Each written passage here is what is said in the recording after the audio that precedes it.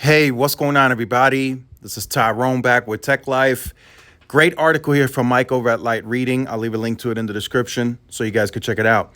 So, for those of you who are unaware, who are new to the channel or have been on the channel for a little while, T-Mobile is in the middle of selling its 800 megahertz spectrum, the low band spectrum that they got when they merged with Sprint.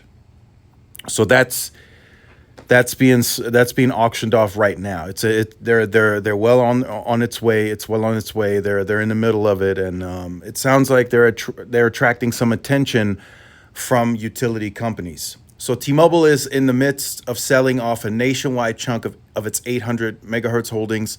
That process has sparked interest amongst utilities, potentially slowing spectrum sales by other companies. So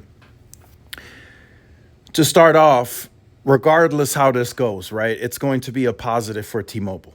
If they sell it off, they get 3.5 billion or 3.6 billion. If they keep it, then they have more low band spectrum, right? So that's kind of the gist of it. So if they are unable to sell it, or it doesn't meet the auction price of the 3.6 billion, T-Mobile gets to keep the 800 megahertz, and they can put it to use later on, whatever they choose to do with it.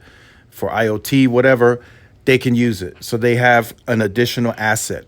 And if they sell it, now they got $3.6 billion to play with. So either way it goes, it's a positive for T-Mobile. Now, from a utilities company standpoint, this is also interesting. So there was a bidder, a utility company bidder in 2017 that was a part of auction 600. I forgot the auction number, but it was the 600 megahertz auction.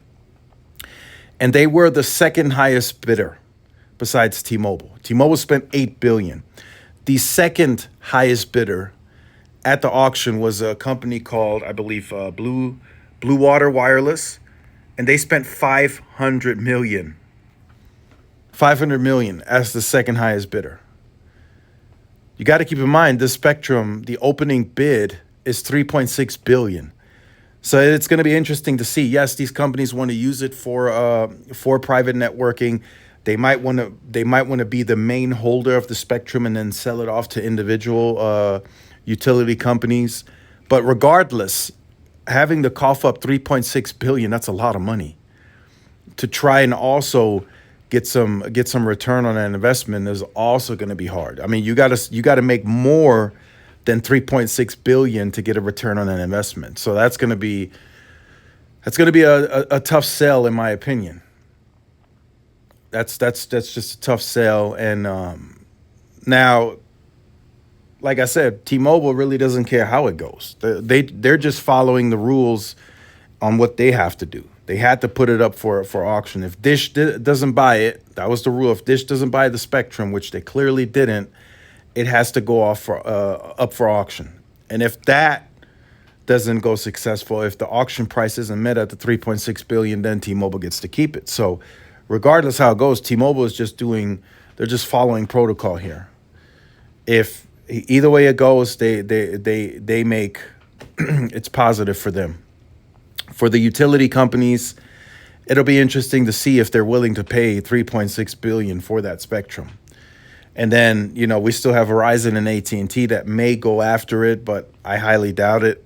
There seems to be no interest, really. We could be surprised at the end, but they don't seem to be interested to climb all of their sites for 5x5 megahertz spectrum. Although I would say it would benefit Verizon the most because they need a low band layer nationwide dedicated for 5G. They don't have that today. They have some 850 that they could play with, but they don't have that nationwide. And band 13 is not a certified NR band today. So N26 800 is NR certified. So they could go back to the sites, put up that radio, and deploy N26 as a coverage layer on 5G.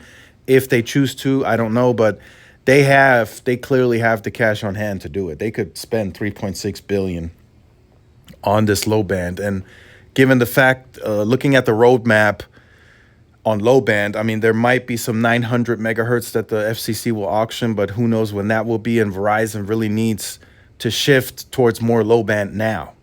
They've removed most of the low band on 5G in favor of moving that back to LTE recently, and then now the only 5G coverage layer they have is C-band, which is not ideal. Yes, C-band has good reach, but you still need that coverage low band layer as you're talking about standalone and voice over NR and moving that all to a 5G core.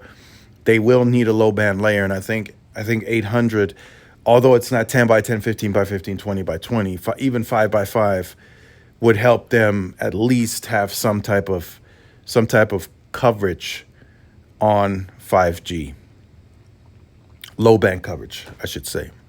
So let me know your thoughts in the comments. Like, share, subscribe if you're new to the channel. Follow my social media outlets. This is Tyrone with Tech Live. See y'all in the next one. Peace.